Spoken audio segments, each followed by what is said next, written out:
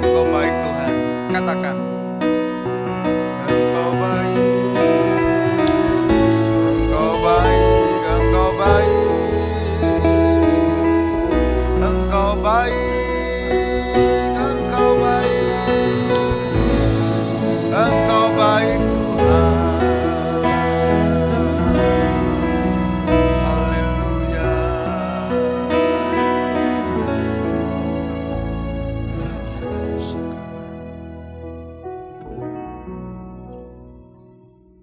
Terima kasih Tuhan untuk kebaikan-Mu.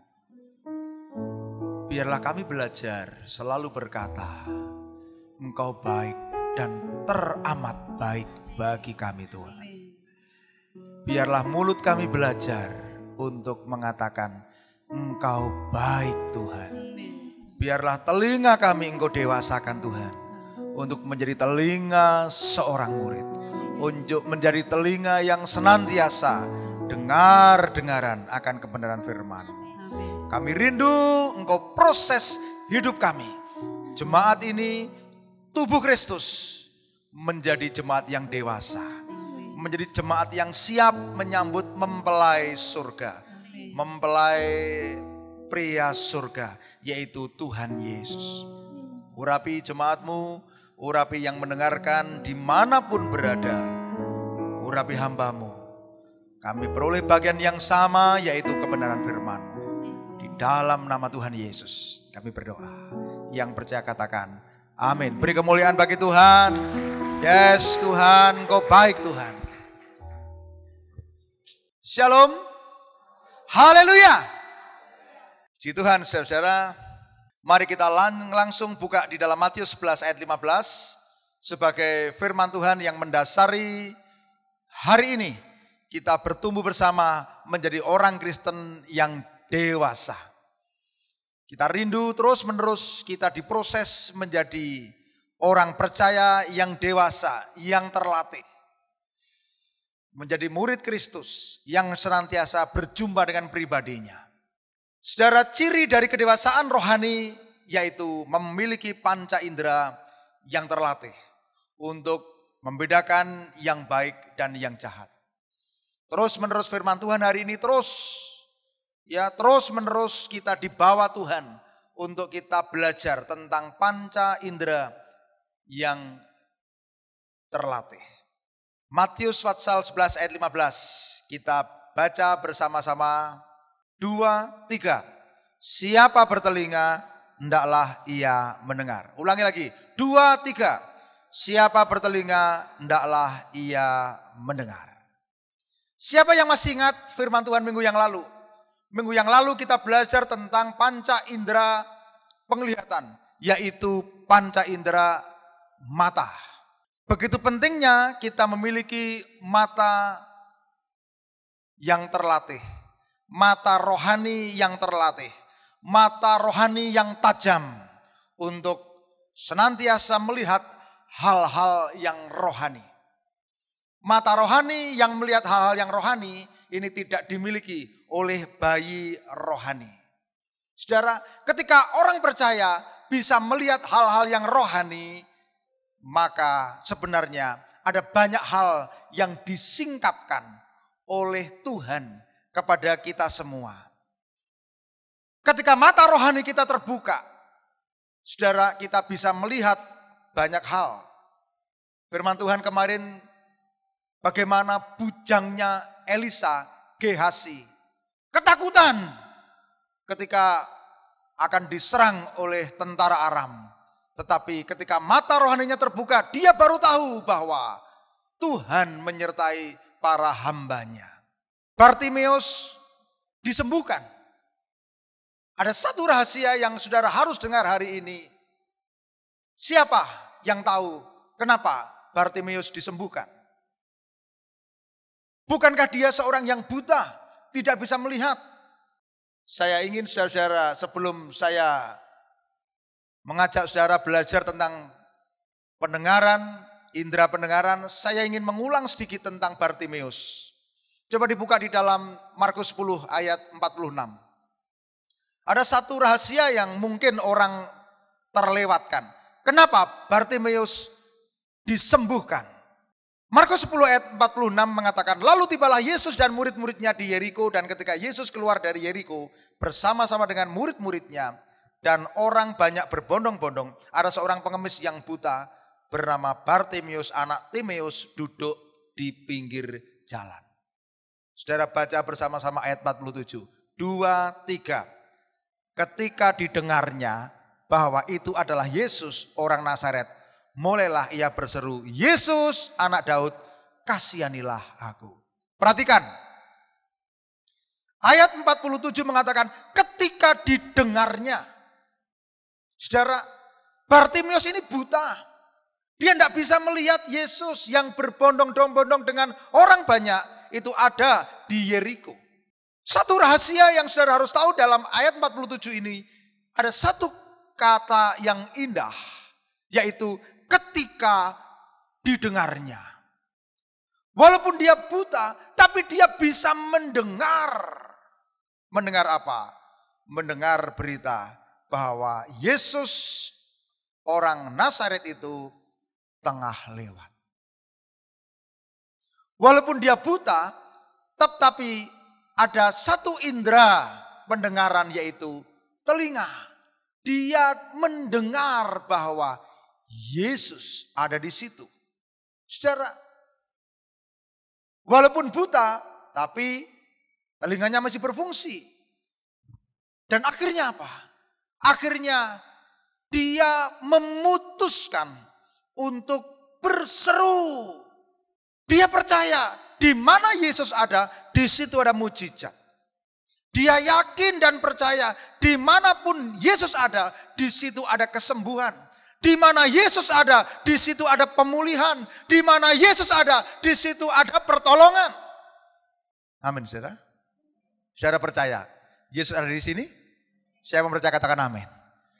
Kalau saudara percaya Yesus ada di sini, sama seperti Bartimeus yang walaupun buta, dia percaya ketika Yesus ada pemulihan. Makanya dia tidak mau tahu. Dia berseru, Yesus anak Daud, kasihanilah aku. Ada hambatan ketika dia untuk mendapatkan pemulihan. Ketika dia untuk mendapatkan kesembuhan. Orang ngomong, oh kamu jangan berseru-seru, jangan berteriak. Semakin dilarang, semakin dia berteriak. Semakin orang melarangnya, semakin keras dia berteriak. Saudara, kalau mau saudara dapatkan pertolongan Tuhan, kalau mau dapatkan mujizat, saudara tidak usah toleh kanan kiri. Saudara tidak usah lihat ketika saudara pengen memuji Tuhan, saudara tidak usah lihat tuh yang di sini nggak semangat ketika saudara mau antusias dengarkan firman Tuhan. Oh yang di sini ngantuk, yang di sini nggak perhatian. Saudara, ini urusan saudara dengan Tuhan. Sama dengan Bartimeus katakan, Yesus anak Daud, kasihanilah aku. Apa yang terjadi? Yesus menyembuhkan. Bahkan dia tidak hanya menyembuhkan, tapi dia menyelamatkan. Amin, saudara. Saudara, betapa pentingnya indera pendengaran. Saudara, hari ini kita akan belajar fokus tentang pendengaran. Indera pendengaran sangat penting. Ini adalah awal keberhasilan, tapi juga bisa jadi awal kegagalan. Ketika kita dengar apa yang dikatakan Tuhan. Ketika kita dengar firman, dengar dengan sungguh-sungguh. Ini awal terobosan dalam hidupmu. Saudara mungkin tidak terlalu banyak berguna. Kalau kita ini banyak dengar, tapi tidak mendengarkan. Nanti saya akan terangkan. Apa beda mendengar dan menerangkan. Semua orang mendengar firman Tuhan pagi ini. Tapi saya berdoa, semua juga mendengarkan. Salah satu penyebab dari kegagalan Israel yang paling fatal yaitu apa? Karena Israel mendengar tetapi tidak mendengarkan. Melihat tapi tidak memperhatikan. Nabi Yesaya menegur bangsa Israel dengan jelas sekali dalam Yesaya pasal 42 ayat 20. Engkau melihat banyak tapi tidak memperhatikan.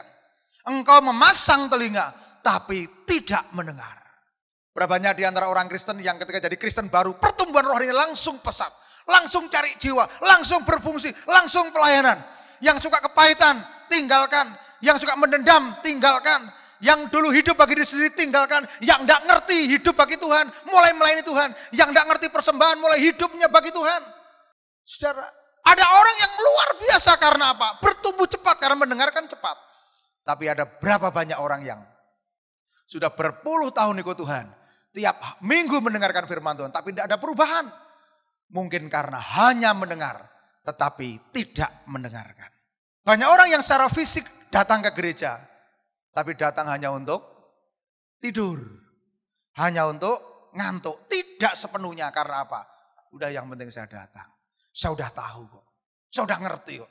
Nanti arahnya ke sini, nanti ke sini, saya udah ngerti ya. Saudara, betapa pentingnya mendengar firman Tuhan. Karena firman Tuhan berkata, iman timbul dari pendengaran. Dan pendengaran oleh firman Kristus. Bukan karena pendengaran oleh gosip, bukan karena pendengaran oleh sinetron. Saudara, Roma pasal 10 ayat 17 dengan katakan, iman timbul dari pendengaran. Dan pendengaran dari firman Kristus. Mari tirukan bersama-sama. Iman timbul dari pendengaran. 2, 3. Dan pendengaran oleh firman Kristus. Secara fisik saja, mendengarkan itu sangat penting.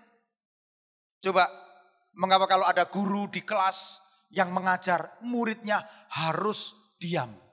Supaya nggak ada yang rame. Supaya bisa mendengarkan, itu secara fisik. Ya.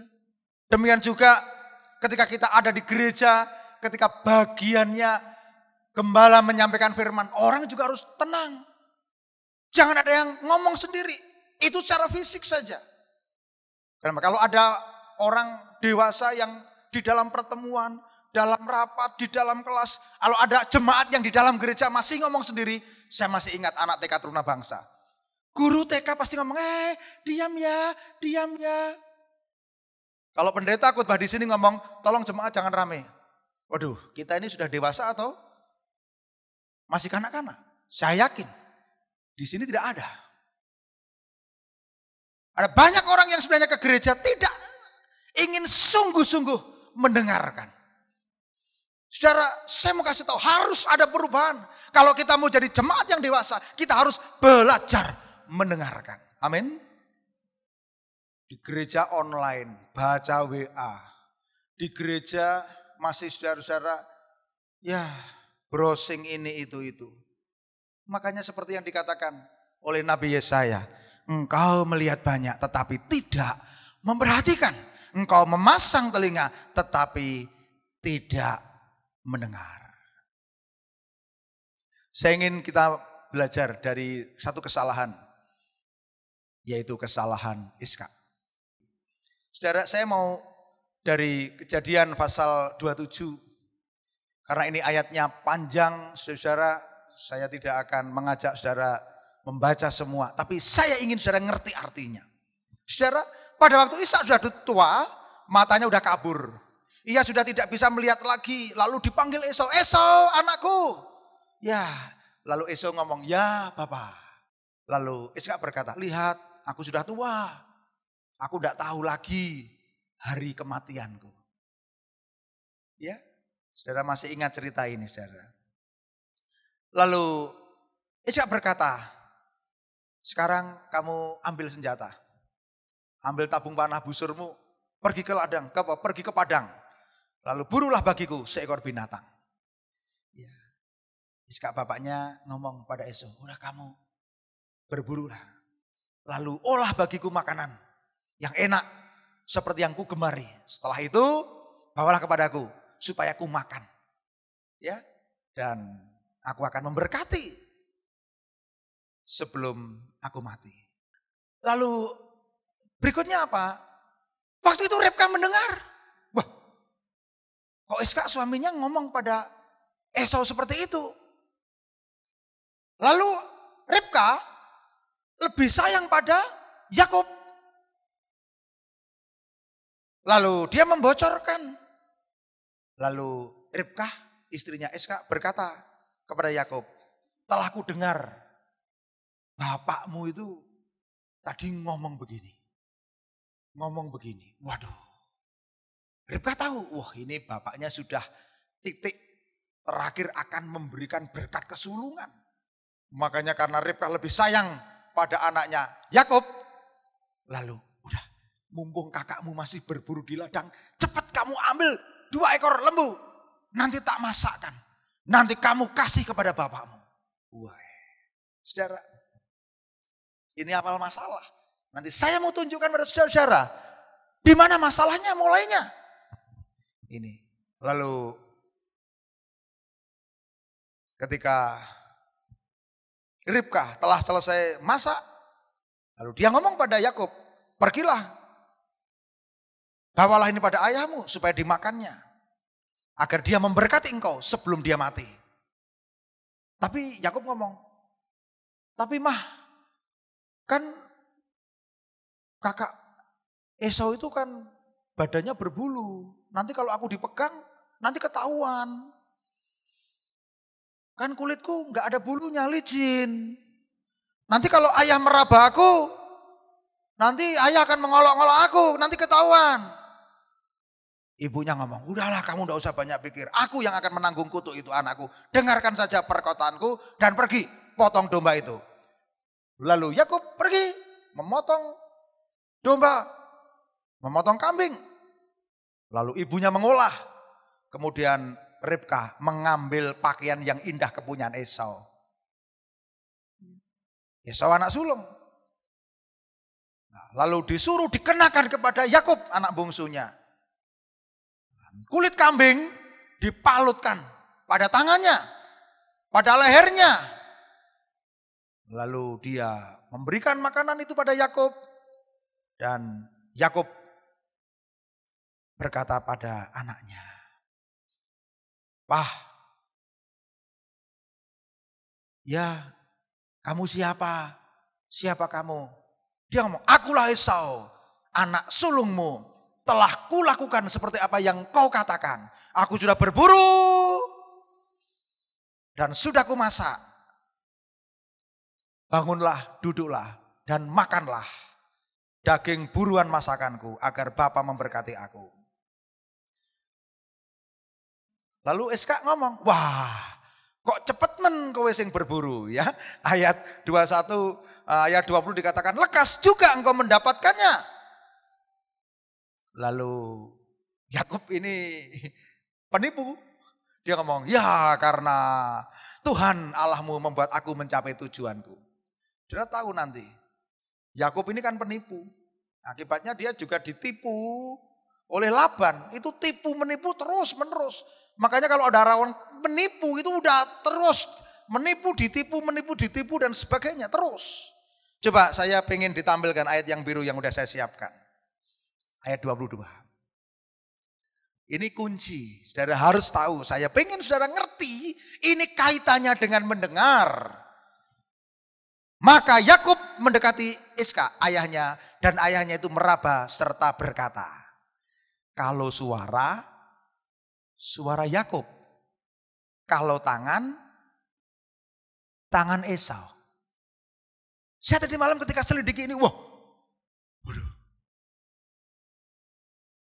Saya sampai jam 12:04 saudara, saya tidak berhenti, saya itu selidiki, saya sampai mama, "Pah tidur sebentar lagi." Ya, karena saya pengen ngerti lebih dalam, kenapa ini? Ada banyak kegagalan pada hidup anak Tuhan. Saudara tahu, SK ini sebenarnya ngerti dari pendengarannya. Ini Yakub. Coba kalau saudara punya anak, kalau saya punya anak 5, lalu Eka ngomong, udah ngerti ini Eka. Udah saya nggak ngelihat, oh ini Seva, oh ini Yape, udah ngerti saya. Misalnya Yesa digaya-gaya supaya meniru suaranya Seva. Kira-kira ketahuan nggak? Ketahuan. Saya tahu itu pasti juga Yakub suaranya dibuat besar-besar. Tapi Yakub ngerti, wah ini kalau suaranya Yakub. Tapi kalau tangannya Esau. Jadi Eska tidak mengenal dia karena tangannya berbulu. Tapi dia bertanya lagi, "Benarkah engkau ini Esau? Yakub jawab, ya, saya Esau. Lalu akhirnya yang terjadi apa? Ayat 25, terjadilah berkat anak sulung itu bukan kepada Esau, kepada adiknya Yakub. Dekatkanlah makanan itu kepadaku supaya aku makan daging buruan masakan anakku agar aku memberkati engkau. Jadi didekatkannya makanan itu kepada ayahnya, lalu ia makan, dibeban juga anggur kepadanya, lalu ia minum. Berkatalah Iska ayahnya kepadanya, dekatlah, dekat dan ciumlah aku anakku. Ayat 27, lalu datanglah Yakub dekat-dekat dan diciumnya ayahnya. Ketika Ishak mencium bau pakaian Yakub diberkatnya, dia katanya, sesungguhnya bau anakku adalah sebagai bau padang yang diberkati Tuhan. Wah, ini berkat, sudah baca ayatnya. Kakaknya datang, dia masak hasil buruannya.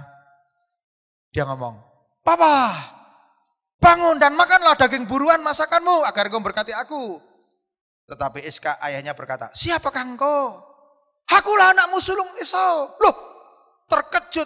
Siapa tadi gerangan yang memburu binatang dan membawa kepadaku makanan? Aku telah makan semuanya. Sudah terlanjur berkat kesulungan diberikan kepada Yakub. Itu awal masalah. Masalah Yakub dan Esau juga masalah dari Iskak. Saudara, saya mengambil contoh ini supaya saudara ngerti betapa pentingnya pendengaran. Kenapa Iskak tidak mempercayai pendengarannya? Padahal dia udah berkata, kalau suara Yakub, kalau tangan Esau. Saudara, dari cerita itu jelas bahwa masalah bisa dimulai dari pendengaran. Apalagi sekarang banyak anak-anak Tuhan yang mata rohaninya mulai rabun. Kalau mata rohaninya rabun, ya, kalau pendengarannya juga kacau. Wah, ini bisa jadi masalah. Bisa mengakibatkan banyak anak Tuhan yang ditipu oleh dunia ini. Saudara, siapa yang mengerti, paham dari apa yang saya terangkan tadi? Amin? Amin? Iya. Lalu saya akan beralih kepada contoh yang kedua, kesalahan Saul. Saul mendengar, tapi tidak sungguh-sungguh mendengar. Saul sungguh mendengar, tetapi tidak sungguh-sungguh mendengar. Orang yang mendengar tetapi tidak sungguh-sungguh mendengar, akhirnya apa? Tidak dapat mentaati. Meremehkan perintah Tuhan. Saul mendengar tapi tidak melakukan yang didengarnya.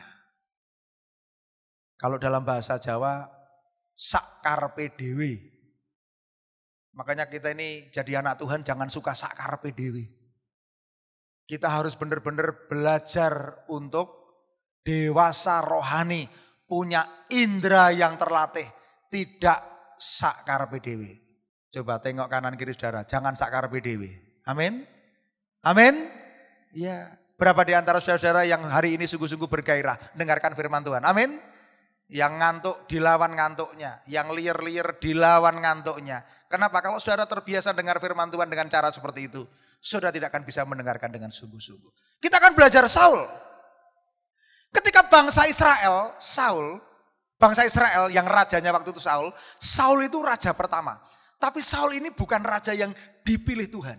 Saul ini raja pertama yang diangkat, diurapi oleh Samuel.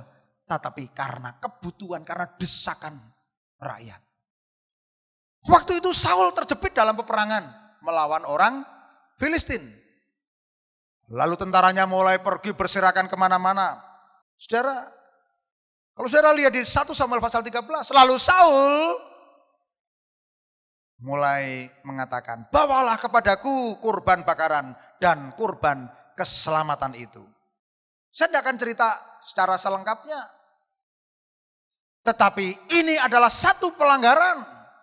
Saudara tahu bahwa yang berhak untuk menaikkan untuk mempersembahkan korban bakaran, korban keselamatan itu adalah imam. Jadi ada bagiannya sendiri saudara-saudara. Saudara harus mengerti hal ini. Saudara tahu akibat yang fatal. Lalu Saul mempersembahkan korban bakaran, mempersembahkan korban yang sebenarnya adalah tugas daripada imam dan nabi. Saul tidak sabar menunggu Nabi Samuel datang. Alasannya, ini nabi ini terlambat. Padahal nggak terlambat, saudara. Lalu ketika Saul mempersembahkan korban, bakaran korban keselamatan, Samuel datang bertanya, kenapa ia berbuat demikian? Dia beralasan, karena engkau tidak datang-datang. Lalu karena perbuatannya ini, Samuel menegur, Saul, perbuatanmu itu bodoh, tidak mengikuti perintah Tuhan, tidak mendengarkan perintah Tuhan. Dan karena masalah ini, maka Saul ditolak oleh Tuhan. Dan dia katakan kerajaan Israel akan dialihkan kepada raja yang baru. Coba saudara pikirkan. Gara-gara tidak mendengarkan dengan sungguh-sungguh, tidak melakukan perintah Tuhan, Saul harus membayar harga yang sangat mahal. Dia ditolak oleh Tuhan sebagai raja. Dan kerajaannya akan dialihkan kepada Daud. Saudara tahu, hati-hati. Sudah ada bagiannya raja sendiri. Kalau bagian mempersembahkan korban. Bagian mempersembahkan korban keselamatan adalah bagian nabi. Dan raja ini rupanya, dia aku bisa lakukan sendiri. Aku bisa lakukan sendiri. Saudara, saya mau kasih tahu. Makanya di dalam hidup kejemaatan, ada hal-hal yang hanya bisa dilakukan oleh hamba Tuhan. Misalnya orang tidak boleh, kamu mau menikah, iya menikah, udah datang ke rumah saya nanti saya berkati. Kira-kira boleh tidak saudara? Hah? Wah tidak boleh, saudara. Ada hal-hal yang boleh dilakukan, boleh tidak. Dan ini benar-benar alkitabiah. Harga yang sangat mahal. Saya mencatat ini ada kesalahan Saul lagi yang dia tidak mendengarkan. Lewat Nabi Samuel juga Saul sudah disampaikan amanat. Kamu harus menumpas habis bangsa Amalek. Waktu itu perintah Tuhan jelas. Kamu harus menumpas bangsa Amalek. Laki-laki maupun perempuan, kanak-kanak. Baik yang menyusu, lembu, domba, keledai. Karena bangsa Amalek di mata Tuhan adalah bangsa yang jahat, yang suka menyerang musuhnya dari belakang. Termasuk bayi ibu yang sedang menyusui. Benar terjadi peperangan Saul dengan bangsa Amalek. Namun Saul tidak konsisten. Dia tidak memusnahkan harta benda ternak barang milik bangsa Israel, bangsa Amalek. Tetapi bahkan menjarah. Peperangan ini harus perhatikan perintah Tuhan. Kamu jarah ya jarah. Tapi kamu harus musnahkan ya musnahkan. Waktu itu kalau untuk yang Amalek ini harus dimusnahkan. Tetapi Saul tidak mendengarkan. Bahkan Saul menjarah, memilih jarahan-jarahan yang tambun, yang gemuk. Raja Agag tidak dibunuh. Tapi malah apa? Sengaja ditawan saja nggak usah dibunuh. Untuk mempertontonkan keberhasilan dia. Dengan dia mempertontonkan Raja Agag yang sudah dirantai, dikelilingkan kemana-mana. Dia akan lebih popularitas. Dan Tuhan muak. Saya tahu. Apa harganya? Saul ditolak Tuhan. Saul gagal mendengarkan. Gagal melakukan. Saya masih ingat kejadian yang sungguh-sungguh membuat saya sampai sekarang ingat. Nah, waktu itu, ya kalau saudara masih ingat, Mbak Tini, yang dulu pernah jadi pengurus PPA itu, pernah di sini 3 tahun, saya ngomong, Tin nanti mau datamu, tolong yang depan dipel. Waktu itu anak-anak masih kecil. Ya Pak, saya masih ingat kejadiannya. Depan maksudnya ruang tamu itu disapu dipel. Saya tunggu 2 jam kok anak ini malah pergi, malah kemana. Ketika dia balik saya ngomong, loh kamu dari mana? Kok enggak dikerjakan? Loh sudah Pak. Loh belum. Aku tadi nunggu di sini kamu enggak ada. Kamu kemana? Loh katanya suruh ngepel TK. Jadi dia itu ngepel TK saudara-saudara. Itu TK itu dipel dua-duanya. Saya ngomong, loh untuk apa? Saya suruh ngepel yang di sini. Wah saya salah Pak. Saya kira kalau saya suruh ngepel TK. Makanya yang saya pel TK bukan di sini. Waduh. Gara-gara salah mendengarkan. Tidak bisa mendengarkan. Salah melakukan. Saya tahu dari 2 cerita ini. Waduh. Saul mendengar. Tetapi tidak memperhatikan. Saudara, kita lihat juga Iska mendengar, tapi dia tidak mempercayai yang didengarnya.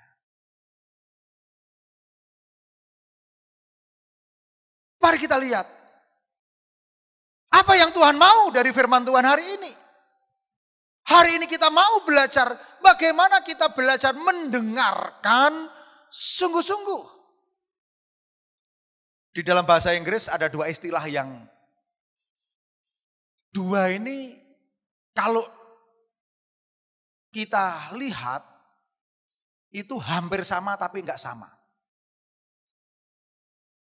Ada kata to listen dan to hear. 2 kata yang berbeda. Kalau listen itu berarti apa? Aktivitas yang sengaja, secara aktif mencoba mendengarkan, lalu apa? Memahami, memperhatikan. Contoh seperti ketika seorang anak, orang tuanya ngomong, dia berusaha mendengarkan, mengerti maksud yang dikatakan orang tuanya. Itu istilah yang dipakai ada. To listen. Listening. Ya. Contoh kalau saudara ada di pasar. Di pasar itu kan orang ngomong kemuriak ini. Sebenarnya semua dengar. Dengar semua omongan orang. Dengar semua omongan orang. Tapi saudara hanya fokus mendengarkan dengan pedagang yang saudara ajak ngomong. Saudara dengar semua kata-kata orang, tapi hanya mendengar yang diajak ngomong. Maka istilah yang kedua, hearing atau hear adalah mendengar dengan tidak sengaja. Memang mendengar hanya untuk tidak dipahami. Contoh kalau ada petir, mendengar aja. Ada bayi nangis, mendengar saja. Tadi malam ketika saya masih, saya belum begitu ngantuk, saya masih terus buka-buka firman Tuhan. Istri saya udah tidur dan saya menggoda dia. Lalu cara menggoda dia itu gampang sekali. Saya buat ketukan. Wah. Lalu dia bangun, Pak, ono tamu wah, sapa Pak? Kan saya diam saja. Lah sapa aku ra krungu ki? Wah, tadi ada yang orang ketuk kok gitu. Cuma saudara tahu, ya dia dengar. Ya. Tetapi kalau kita mendengar, itu berarti kita hanya krungu. Tapi kalau kita mendengarkan berarti apa? Berarti kita memfokuskan dari apa yang kita dengar. Saya nggak tahu di antara saudara-saudara hari ini, apakah kita ini sudah terbiasa mendengar firman Tuhan dengan fokus supaya terima berkat, supaya mengerti. Dengar firman Tuhan sambil liar-liar ya sok krungu sok ora. Dengar firman Tuhan sambil pegang HP ya. Dengar firman Tuhan sambil mikir sana sini. Saya mau kasih tahu saudara-saudara. Awal daripada keberhasilan Iman Kristiani yaitu mendengar dengan sungguh-sungguh. Iman timbul dari pendengaran dan pendengaran oleh firman Tuhan. Dan mendengar ada dua, ada yang mendengar sekedar krungu, dengar, tapi mendengarkan dengan fokus. Firman Tuhan jelas berkata bahwa Yesus itu kan gembala agung kita. Kita ini domba. Domba yang baik mendengar suara gembalanya. Gembala agung kita siapa? Yesus. Ketika Yesus berbicara kepada kita melalui firman-Nya, Yesus juga bisa berbicara melalui Roh Kudus, melalui apa yang kita dengar. Bisa, karena Tuhan yang kita sembah adalah Tuhan yang hidup. Kita bisa mendengar suara Tuhan. Domba yang baik mendengar suara gembalanya. Sama seperti saya sebagai gembala, saya ngomong sama domba. Saya ngomong, oh mendengar. Makanya mendengar adalah hal yang penting. Karena kekristenan itu pada hakikatnya adalah hubungan intim dengan Tuhan. Semakin dekat hubungan kita dengan Tuhan, semakin dekat, berarti kita bisa dikatakan dengar-dengaran akan firman Tuhan. Coba kita lihat di dalam Mazmur pasal 116 ayat 2. Ini adalah kesaksian Daud. Bagaimana dia bisa katakan bahwa hubungan dia dengan Tuhan ini sungguh-sungguh intim. Ya, Daud belajar mendengar suara Tuhan. Daud berbicara kepada Tuhan. Dan Tuhan pun berbicara kepada Daud. Sampai Daud mengatakan, sebab ia menyendengkan telinganya kepadaku, maka seumur hidupku aku akan berseru kepadanya. Hari Jumat yang lalu saya ujian judul disertasi. Dari 8 yang ujian saya urutan nomor 1. Jam 9 saya ujian. Jam setengah 8 saya udah siap. Saya udah mikir ini. Nanti saya di ujian akan ada banyak catatan dari tim penguji. Makanya saya ujiannya saya pakai HP. Saya Zoom-nya pakai HP. Lalu laptopnya saya pakai untuk nulis. Saudara, tapi ketika itu entah bagaimana saya merasa nggak nyaman. Makanya ketika saya presentasi ada koreksi, saya nulis. Ketika saya nulis saya bungkuk begini. Lalu pengujinya ngomong, ya Pak Mit mendengar, Ya saya mendengar, saya sedang bungkuk, saya sedang nulis gitu kan. Nah, orang yang nguji ini mungkin mengira saya tidak mendengarkan. Padahal saya mendengar dan menulis. Tetapi mungkin kameranya yang ditangkap kok saya ndungkeluk itu ngopo gitu. Saya tahu mendengar yang sungguh-sungguh sampai Daud mengatakan, iya menyendengkan. Saudara tahu menyendengkan itu berarti apa? Mengarahkan.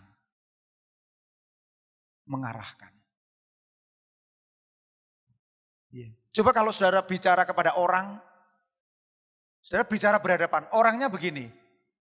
Kira-kira gimana? Waduh, ini saya tuh ngajak ngomong orang ini dengan sungguh-sungguh menyendengkan.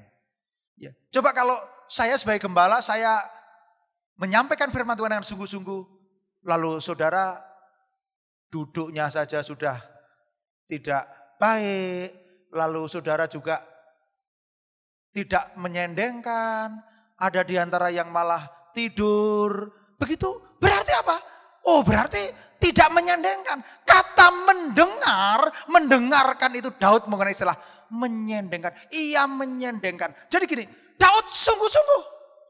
Dia tahu, oh Tuhan itu Tuhan yang menjawab doaku. Tuhan itu Tuhan yang berbicara kepadaku. Tapi Tuhan juga yang mendengar, yang menyendengkan telinganya kepadaku. Maka dia katakan, maka seumur hidupku aku akan berseru kepadanya. Karena dia tahu Tuhan yang saya sembah adalah Tuhan yang memperhatikan, menyendengkan telinganya. Makanya dia bergairah.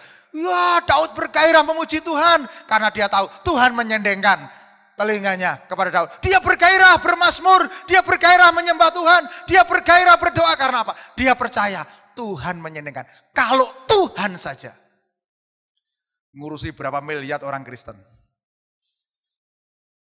Saya kasih tahu saudara, Tuhan yang kita sembah itu Tuhan yang sungguh-sungguh mau mendengar setiap doa kita.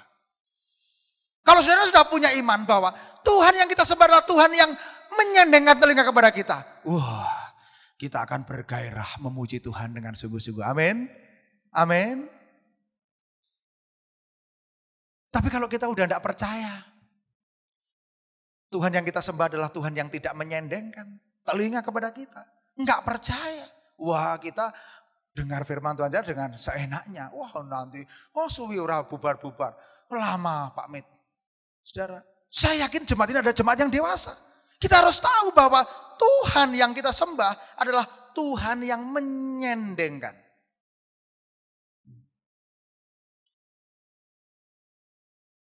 Saya teliti di dalam Lukas 11 ayat 28. Saya tidak akan bahas semuanya. Saya memang sengaja hanya melihat beberapa pokok poin. Saya tidak akan membahas satu persatu. Tetapi firman Tuhan dengan jelas katakan, yang berbahagia ialah mereka yang mendengarkan firman Allah dan yang memeliharanya. Siapa yang ingin berbahagia? Angkat tangan. Beri kemuliaan bagi Tuhan, saudara. Ya, kita semua adalah orang yang berbahagia. Kalau kita pengen disebut sebagai orang yang berbahagia adalah mereka yang mendengarkan.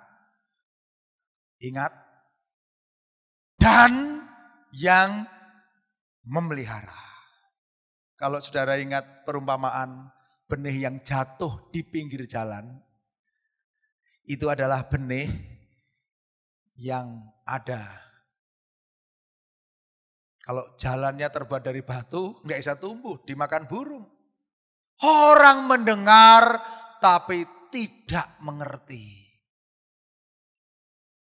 Kenapa banyak orang yang tidak bertumbuh? Dengar firman Tuhan dengan pemuritan, dengar radio, dengar apa, tapi nggak bertumbuh. Karena mendengar tapi tidak mengerti. Hamba Tuhan pasti sudah ngevaluasi diri, gimana ya supaya ngerti ya. Saya berusaha untuk belajar menyampaikan firman Tuhan sejelas mungkin. Supaya jemaat mengerti. Karena apa? Mengerti itu adalah pintu gerbang daripada memelihara. Urutannya apa? Mendengar, mengerti, menerima. Kalau nggak ngerti nggak nerima. Setelah menerima, dipelihara. Setelah pelihara, dilakukan. Setelah dilakukan, terus menerus. Wah, jadi gaya hidup. Bukan hanya pendengar firman, tapi juga apa? Pelaku. Mari katakan bersama-sama, pelaku firman. 2, 3. Saudara. Oleh karena itu Yakobus berkata, sebab itu buanglah segala sesuatu yang kotor dan kejahatan, yang begitu banyak itu, dan terimalah dengan lemah lembut. Terimalah, dengarlah, lalu terimalah firman dengan lemah lembut, firman yang tertanam dalam hatimu, yang berkuasa menyelamatkan jiwamu. Saudara, orang yang dengar firman lalu berusaha menerima, itu pasti berusaha mengerti. Kalau berusaha mengerti, pasti memperhatikan, menyendengkan, mendengarkan. Ya. Ada anak yang sama-sama diajar matematika, yang separuh mengerti, yang separuh tidak. Yang mengerti karena sungguh-sungguh berusaha mengerti. Kenapa Samuel sejak masih kecil dipilih Tuhan, diurapi Tuhan? Karena setiap kali Samuel, ketika Tuhan bicara, Samuel selalu berkata, berbicaralah Tuhan sebab hambamu siap mendengarkan. Makanya ada pujian, ku siapkan hatiku Tuhan untuk dengar firman-Mu. Itu bukan hanya retorika. Seberapa kita bertumbuh, apakah kita juga siap? Jemaat siap, gembalanya nggak siap, nggak bisa juga. Oh, jemaatnya haus, lapar siap, jemaatnya siap haus. Tapi kalau ada hamba Tuhan yang tidak menyiapkan dengan sungguh-sungguh, juga nggak bisa. Ketika hamba Tuhan menyiapkan dengan sungguh-sungguh, firman Tuhan bergelut, terus bergelut dengan Tuhan. Tuhan, berbicaralah Tuhan, apa yang tidak kau sampaikan kepada jemaatmu hari ini. Gembala siap dengan doa, siap dengan firman Tuhan. Jemaat juga harus siap. Saudara, dan ketika siap, lalu mengerti. Di dalam Matius pasal 13-19, saudara sudah tahu bahwa orang yang mendengar tentang firman kerajaan surga tapi tidak mengertinya, datanglah si jahat merampas yang ditaburkan dalam hati orang itu. Itulah benih yang ditaburkan di pinggir jalan. Oleh karena itu, seorang Kristen dewasa memiliki panca indera rohani yang terlatih. Yaitu apa? Melatih mendengarkan. Siap dengarkan. Menyendengkan telinga kepada firman Tuhan. Makanya ketika kita setiap hari saat teduh, saudara yang saat teduh, saya yakin saudara dulu ketika ikut kelas pemuritan, saudara kan ketika saat teduh udah diajarin. Dengar firman Tuhan. Lalu apa? Bertanya, Tuhan, apa yang ku dapat hari ini? Oh, yang ku dapat ini. Lalu terus, apa perintah Tuhan? Dengar. Apa teguran Tuhan? Dengar. Apa janji Tuhan? Dengar. Kalau setiap hari kita terus mengasah indera rohani kita, indera pendengaran kita. Wah, luar biasa. Sama seperti apa yang dikatakan Yesaya, setiap pagi ia mempertajam pendengaranku menjadi telinga seorang murid. Dipertajam terus, dipertajam. Harus mendisiplin diri. Jangan biasakan ketika saudara dengar firman Tuhan, saudara mulai pasang badan, antuk-antuk. Itu sama sekali gak dewasa, gak akan bertumbuh. Saudara gak akan bisa ngomong kepada anak didik saudara, oh kamu harus sungguh-sungguh mendengarkan. Lah kita saja yang ngomong, ya gak dengarkan. Kita harus mendisiplin diri bagaimana ketika kita mendengar firman Tuhan, bergairah, antusias. Ketika mendengar firman Tuhan, dia katakan, yes, hari ini aku mau dapat sesuatu. Hari ini akan ada sesuatu yang mengubahkan hidupku. Amin, saudara? Harus ada satu keinginan. Hari ini saya mesti bertumbuh. Hari ini saya tambah dewasa. Jangankan kita selalu, udah, gak penting. Pulang dari gereja dapat apa juga gak ngerti. Kita gak akan terus dibentuk Tuhan jadi dewasa kalau seperti itu, saudara. Kenapa? Ketika firman Tuhan kita dengarkan. Kita mendengarkan, menerima, mengerti, merenungkan, memelihara firman Tuhan. Setiap firman Tuhan pasti akan mengoreksi hidup kita.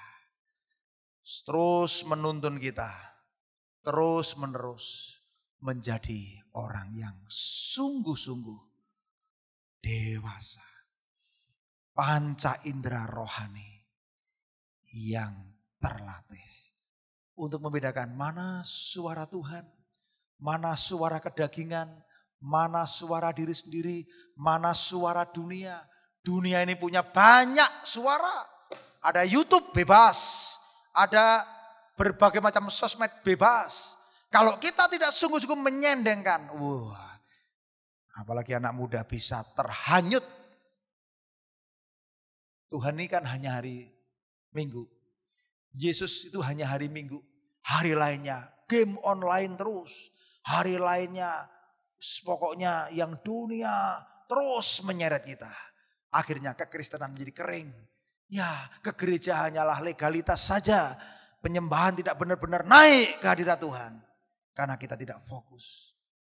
Saya mau kasih tahu saudara-saudara. Mari kita bertumbuh bersama. Amin. Amin. Iya, mari kita berdiri. Kita mau datang pada Tuhan. Tuhan,